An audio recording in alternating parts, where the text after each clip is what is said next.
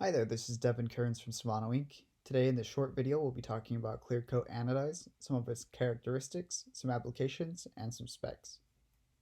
Starting off with the characteristics, as the name suggests, it's typically clear in appearance, resulting in a color that's close to the aluminum. It's often anodized at warmer temperatures, and that creates this larger pore structure, which it allows it to accept dye better. One downside of that is it's only good for mostly cosmetic applications because of that, because of the hardness is not as hard as hard coat, as again as the name would suggest. And despite this, I should say, it typically exhibits pretty good corrosion resistance, and you'll typically see this anodized to around half a mil to a mil thick. Some applications include architecture beams, MacBooks, and paintball markers, but as you can see, it's relatively limited on the scope, mostly limited to products that aren't going to see excessive wear and tear.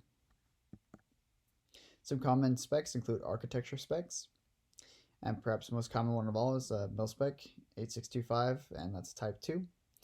And that can be further broken down into class 1, which is without dye, and class 2, which is with dye. And then lastly, there are many different customer-defined specs. A common question is type 2 cheaper than type 3? Many people think because type 2 is thinner, this clear coat stuff, if it's cheaper, but actually it's not, and that's because despite the thinner thickness, the tank time remains the same due to the tank parameters that are going into it. That is to say, you're running at a lower ASF and a lower voltage, and as a result, you're not going to see much time savings, and therefore we don't have that much room to pass on any cost savings to the customer.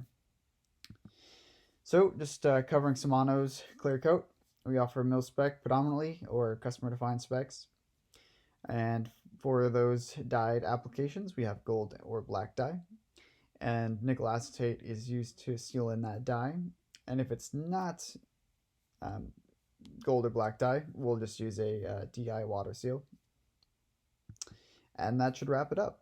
If you have any questions or would like a quote for clear coat or hard coat, feel free to reach out. Visit us on our website. Thank you.